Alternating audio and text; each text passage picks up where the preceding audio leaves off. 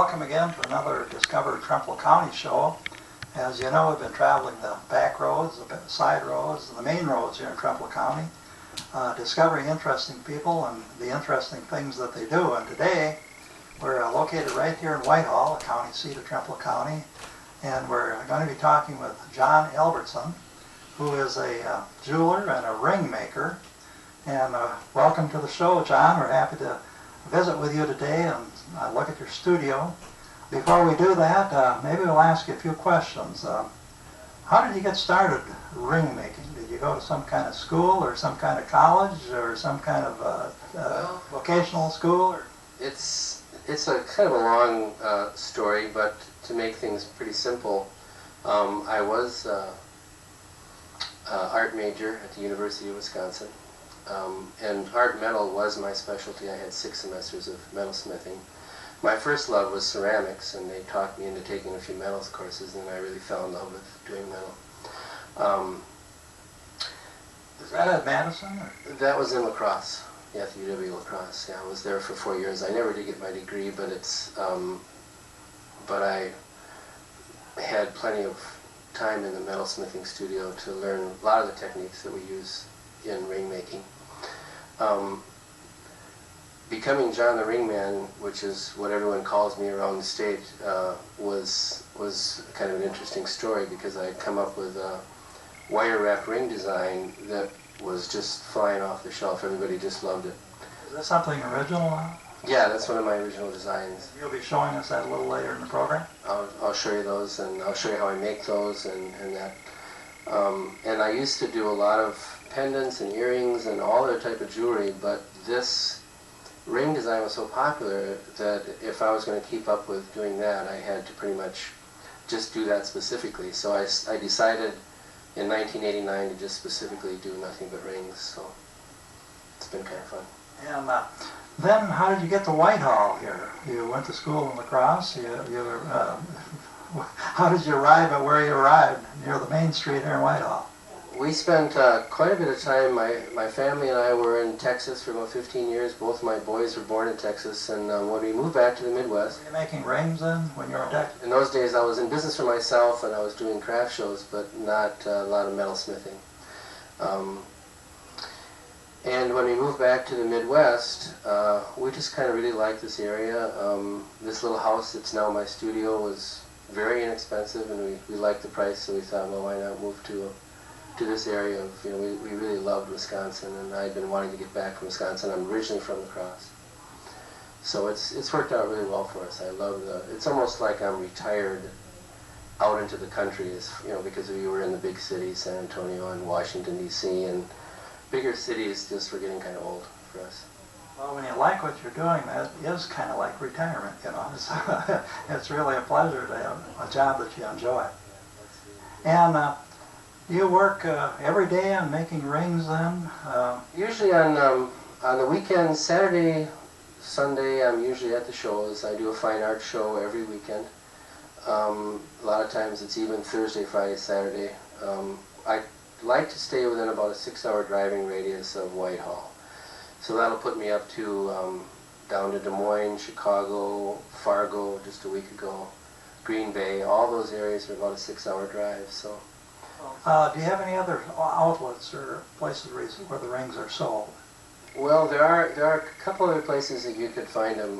One of the main places that we use as a retail outlet is Main Street Artisans here in Whitehall. So there's a pretty good majority of my rings over there, although they don't have my full line. But they have access to me, and if you would like a ring, you can always go to them and get it through that. And then there's another little retail store down in Baraboo that has a few of my wire wrap rings, but when just the mere fact that I'm hand making every ring, it's so hard to produce enough volume to really have it in very many places. So maybe we should. You're going to show us around the studio here actually today. Yeah, I was going to show you the studio and give you a little bit of an idea of what it's like to make these rings. I tell you, I feel a little inadequate. I've never been to a ring maker before, and so I don't even know what kind of questions they ask you here. So you'll have to do a good job of describing what we see. But you mentioned that you design rings and make rings. And how many different designs have you originated? Is there such a thing as a patent or something on that? Yes, I have a copyright on a number of my rings. I could probably copyright 80% of them if I wanted to, but to register the copyright, it's just a lot of paperwork, and it really isn't much of a protection. And I don't even, really worry about that too much, because every year I'm doing 5 or 6 or 7 new designs, and there's always that changing and flowing of what the people are wanting and everything. So. Well, maybe you could show us a few before we get into the actual production, so that people know what kind of rings you have. Yeah, I'll give you a good idea of what we do. Basically, when you're making rings, there's basically 3 categories of how it's done. One of the ways is by casting a ring.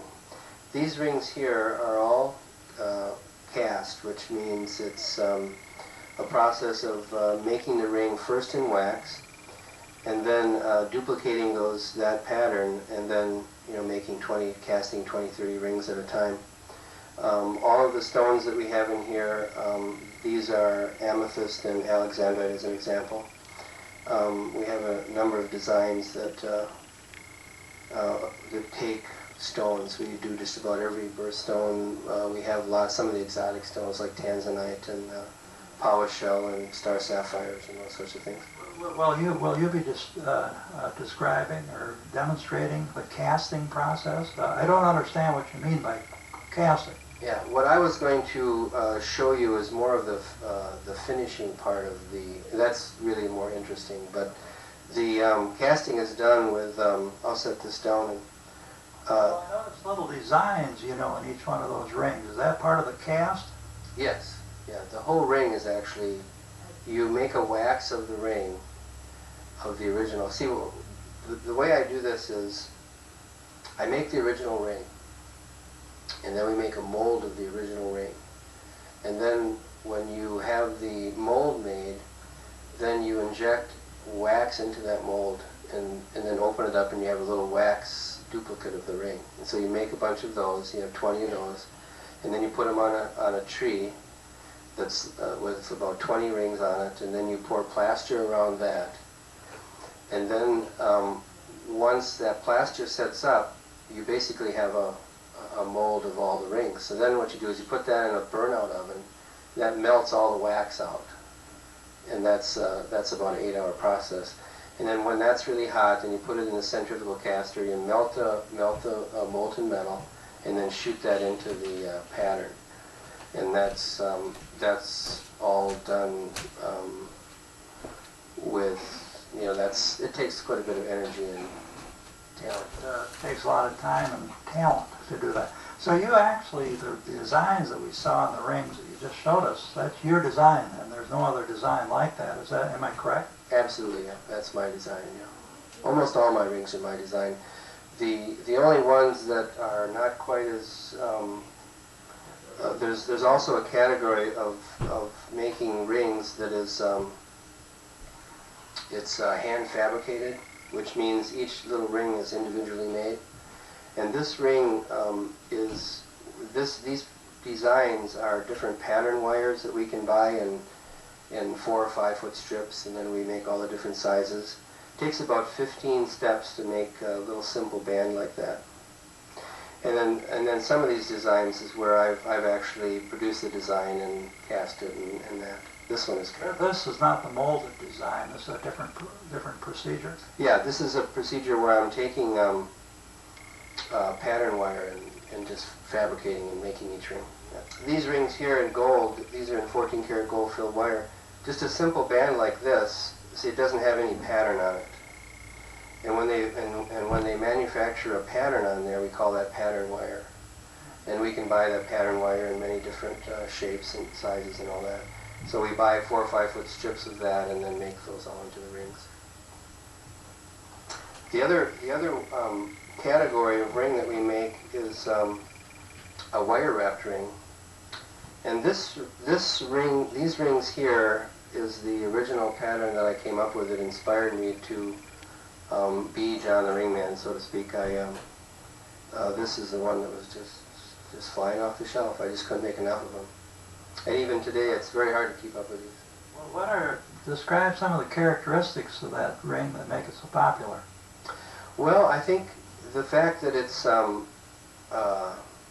very light, it's very comfortable, it's very durable, it's relatively inexpensive. This little ring here costs $12.95. It's something in a price range that everybody likes, from 5 years old to 60 years old. It's unbelievable how popular these have become. It surprises me. I mean, I was shocked when I threw the first one out there. It was pretty amazing. Now, people have different sized rings, or hands, or fingers, I should say, and so. One of the reasons that I decided to specialize in rings, because it's much more of a challenge to make rings than almost any other form of jewelry.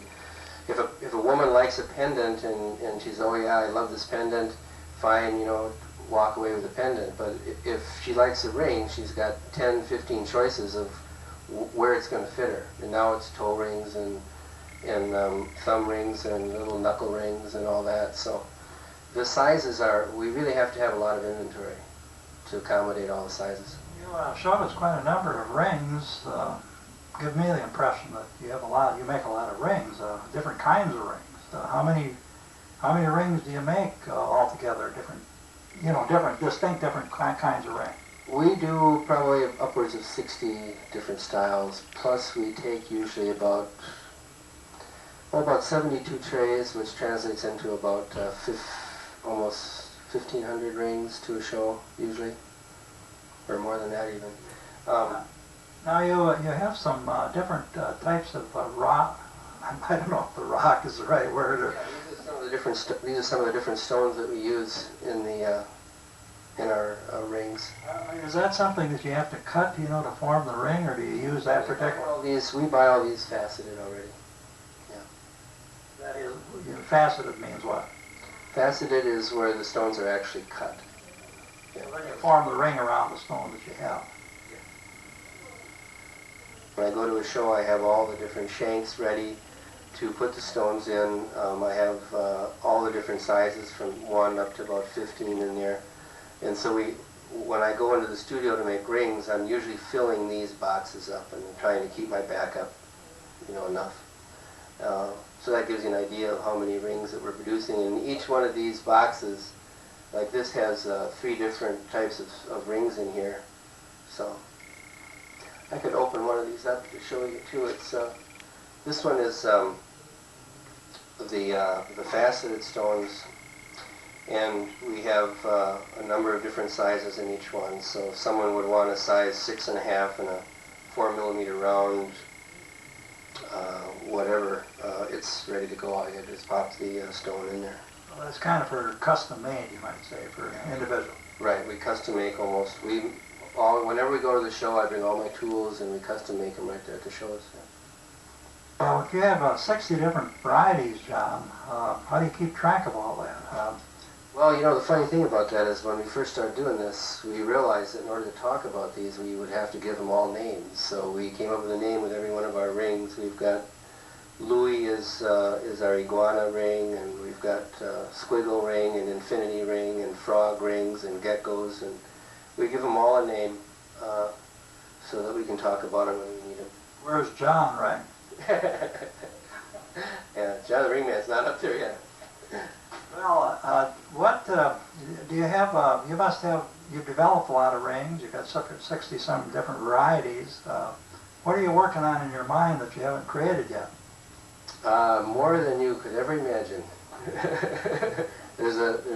I have so many styles in my head that I would really like to get out to the world. But usually when my sales have been really good for the last 10 years, and I do kind of hope someday that I can just take a week or 2 weeks off and just say I'm just going to produce all the designs in my head and just come out with a lot of just new designs. But I'm trickling them out as we go along. Well, I'm sure your people that buy your rings are rather interested in seeing what you come up with next. They usually are. Well, John, I should ask you, do you do any work with the internet, advertising on the internet? My boys are trying to work on a web page, and we will have that probably up in about a month, where you could get on the internet, and we'll have all the rings and everything on there. So No number or whatever letters or whatever they call it at this time, right? well, it'll be johntheringman.com. Well, John, we're here at one of your workstations. I think it's the first step in your ring making process. So why don't you take it away and tell us what you're doing and how you're doing it? This is the ring that pretty much started us doing just nothing but rings. It's our infinity design, we call it. And what I'm going to do is I'm going to make a double, which a double has 2 beads. A single, of course, only has 1. This is the way the ring starts out. It's just on the wire. There's 4 gold beads and 2 of the fiber optic beads. These fiber optic beads have been very popular lately. They're one of our best sellers. They are the same material that all the fiber optic cables and everything are being made out of, and they're real shiny. They're like a star sapphire. So what I'll do is I'll make a 7.5. So I put the wire at the 7.5, and basically bend the wire around that point at 7.5.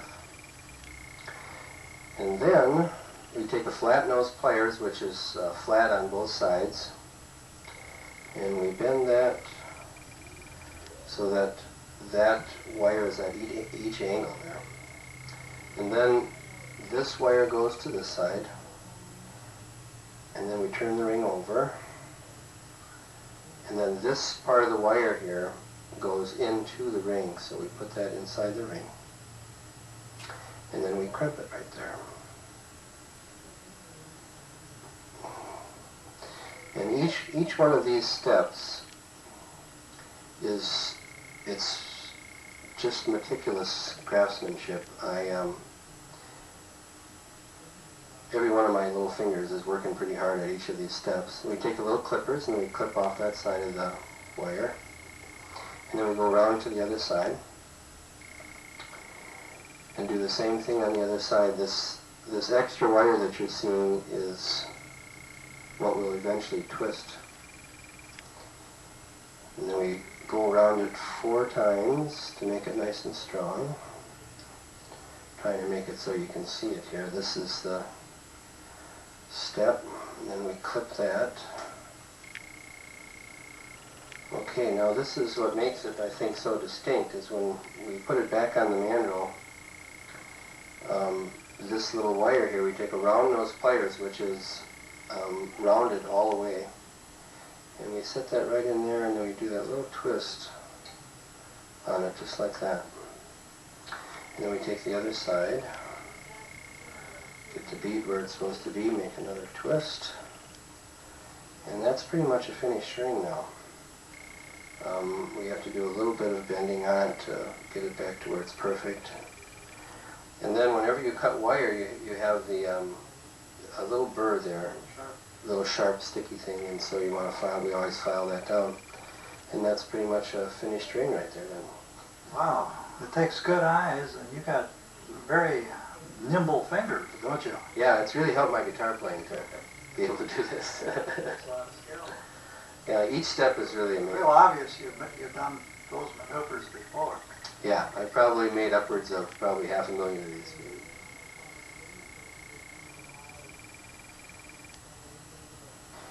There's about 20 steps involved, and each one just has to be absolutely specific. I can't do anything but think about this. I can't watch TV or do anything like that. It has to be, every step has to be perfect. What I thought I'd do is I'd take you through what my normal speed on doing one of these when I'm doing them in the shop. So I'll just do one the way I normally do. The last one you put together on quite slow on this one. yeah, so we could follow. Okay. Okay. This is your normal speed, okay. And then since I have a 7.5 made, I'll make a 7, and this is my normal speed. So we'll do it this way then.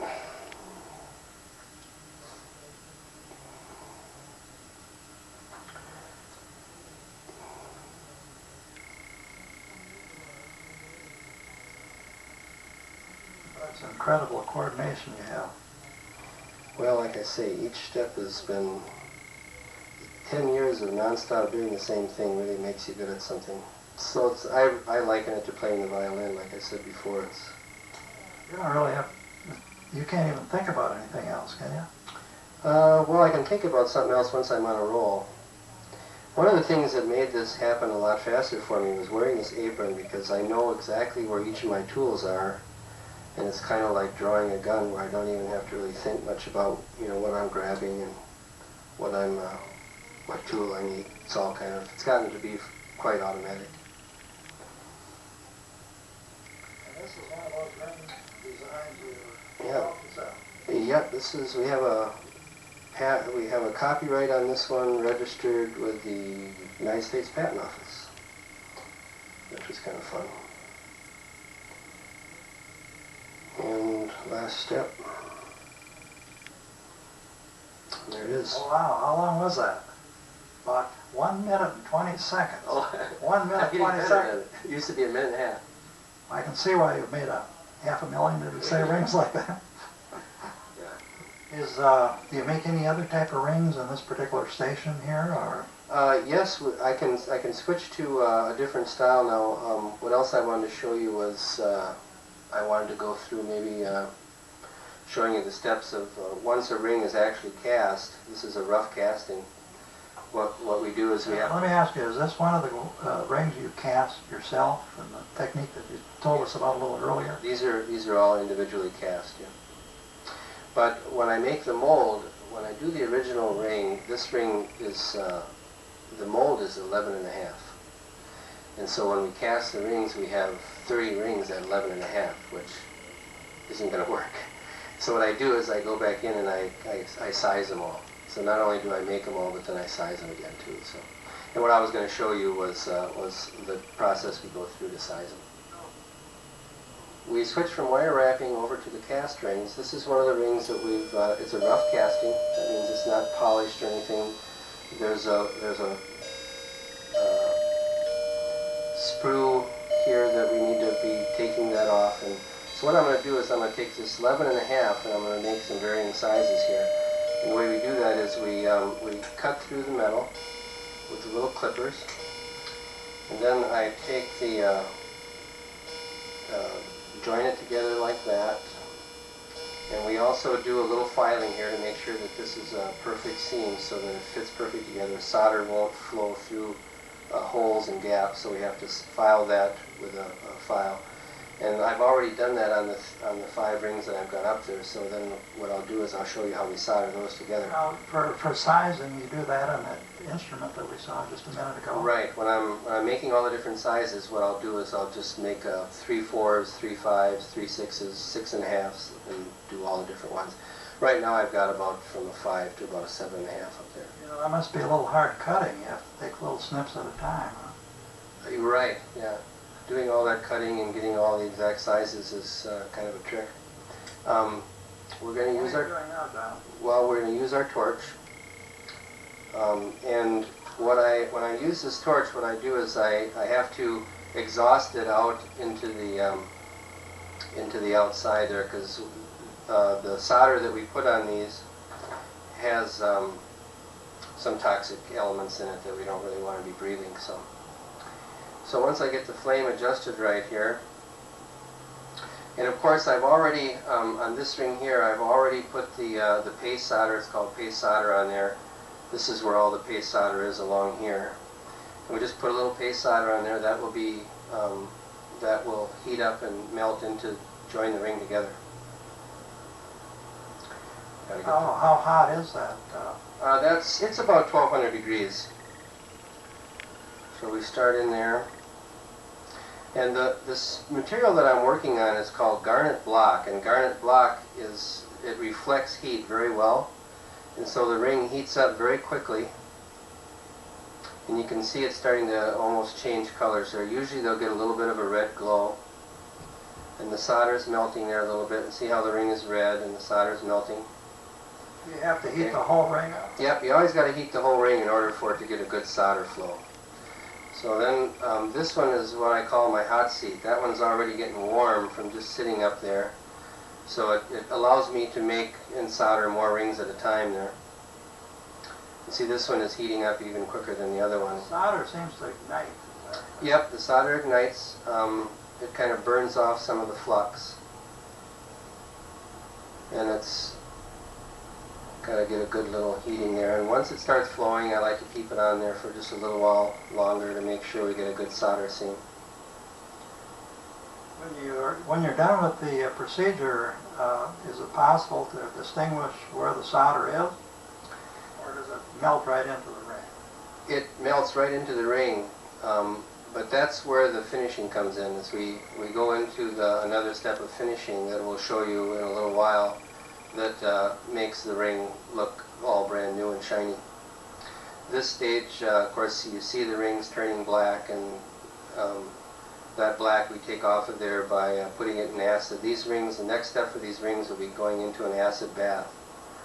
And that acid bath will take all the black off the rings. Is that a long procedure? It takes about a half an hour to sit in the acid bath.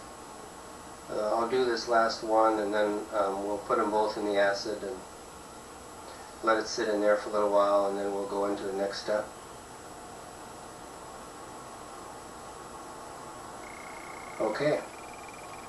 Okay, so now we've got the rings all soldered together. They're going to be put into an acid bath. We've got about 5 or 6 rings there. Usually I'm doing a run of maybe 20, 30 rings at a time. And earlier today I soldered this ring together, which would give you a little bit of an idea of what it looks like when it comes out of the acid bath. It's a little bit more frosty, and it's gotten all the black charcoal off from it from the torching over there. And then what I do is I walk over to the ring mandrel. These are all a little bit out of round. I'll give this to Owen. And so I will have 10, 20, 30 rings here, and then we'll just round them all up. And what that takes is pounding on the mandrel. This one we sized up to a 9.5. So then once that's there, and that goes pretty quickly because we just round them up that way, but then now it's completely round.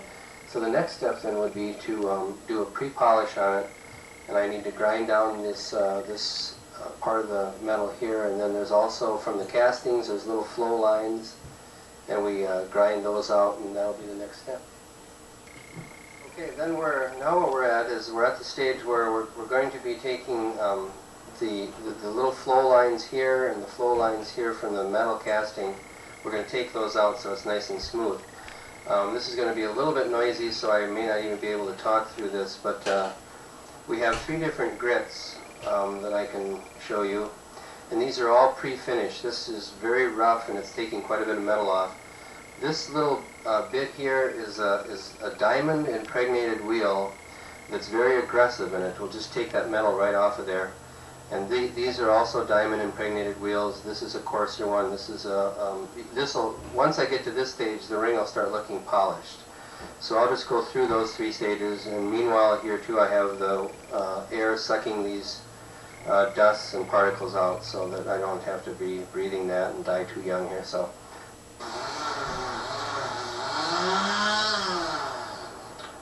John, these things you've just shown us, are they things that are made especially for ring development, or are they made for other purposes?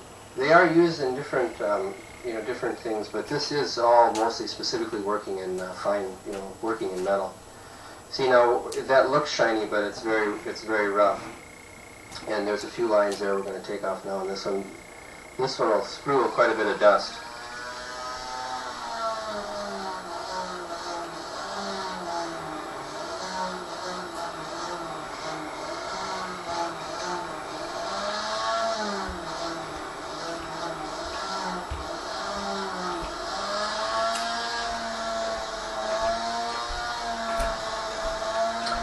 The other thing about this is that when we solder the rings together, there will be a little line there that I want to take out so the solder seam won't show.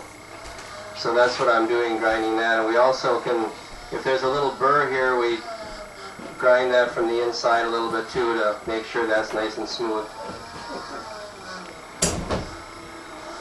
And keep in mind that when I'm doing this, I'm working on about 30 rings, and each one has to go through this step.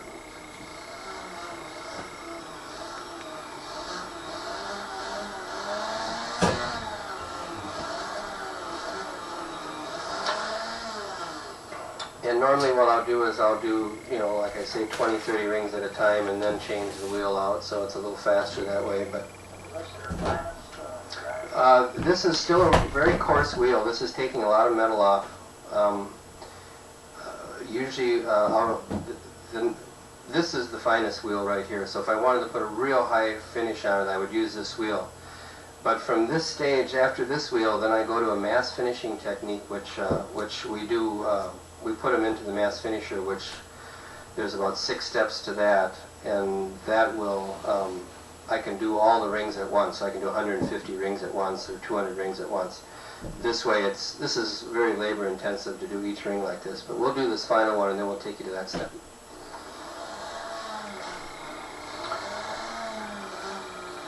See, now that's looking pretty shiny, but it's really not finished very well yet.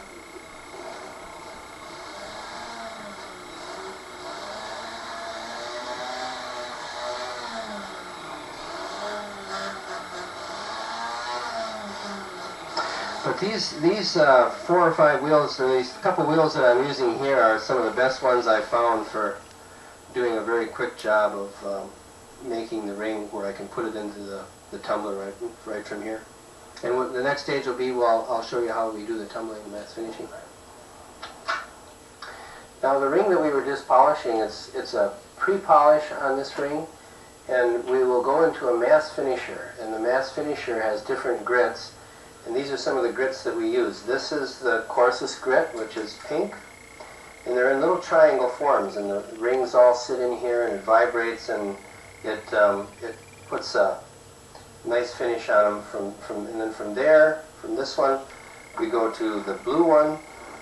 And each of these grits these rings will be in there for about 2 hours for each step.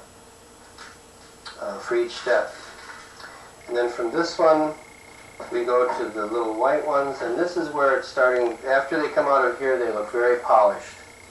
But there's another step after this, that's the steel shot, and the steel shot is very heavy. And this is the step that we're going to use, and I'll show you right now. We have a batch of rings on the finisher right now. If you can see it from there, I think you can. Now this has been vibrating. This is what it sounds like when it's vibrating.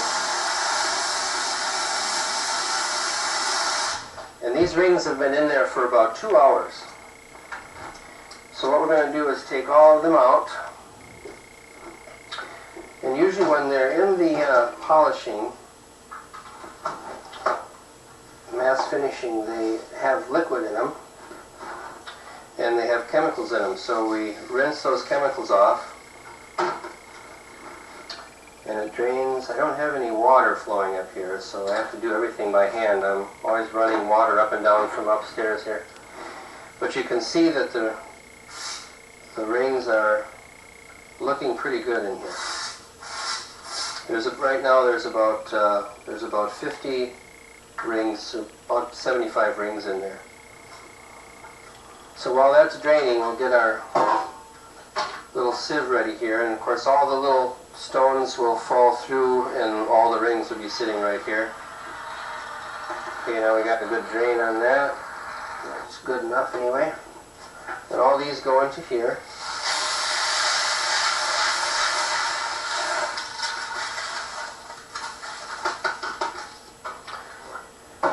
And we shake it a little bit. And there's all the rings there. And they're pretty shiny, but they're not quite as shiny as what I like. So what we do is we go from that step into the steel shot. Like I say, this is very heavy, but it puts a real nice finish on the ring.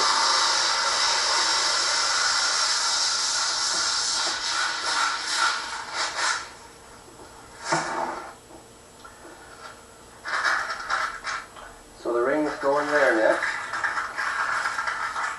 A lot of times the rings will get caught inside of one another, so we have to watch for that and sort through that, but these final steps, that doesn't happen too much.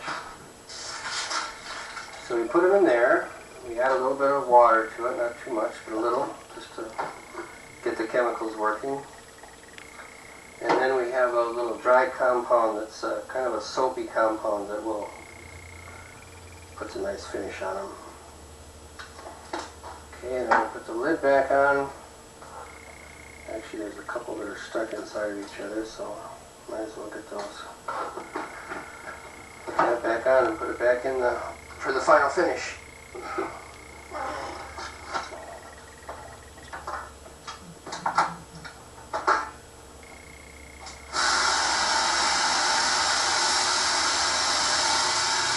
And actually this, I don't know if you can hear me, but this one, you can actually see the rings tumbling on this stage because the steel shot is so heavy that you can open up the lid. So maybe we can even try to do that.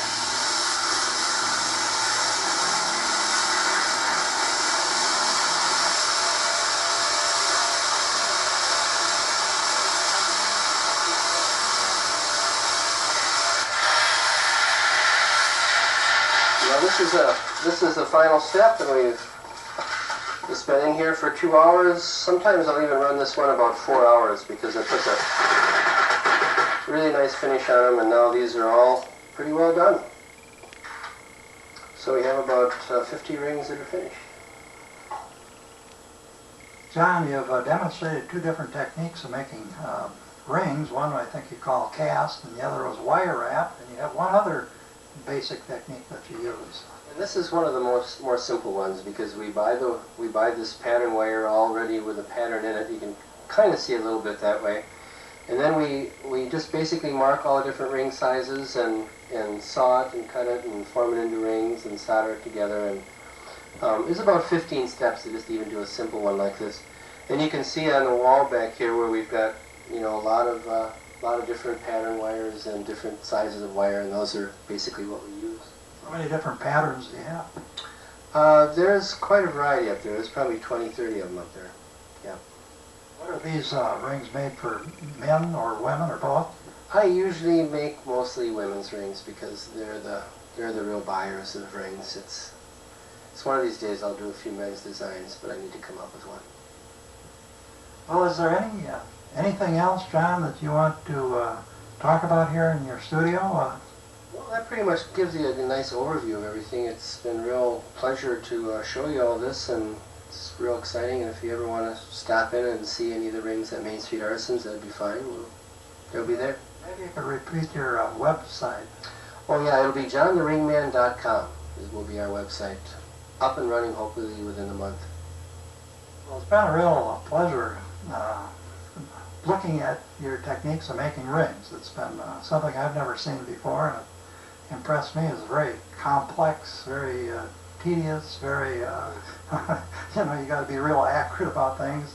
And so it's been a very interesting program, and I know you're busy and everything, and we really appreciate the time you spent with us today. It was very enjoyable for me too. I hope you enjoyed it.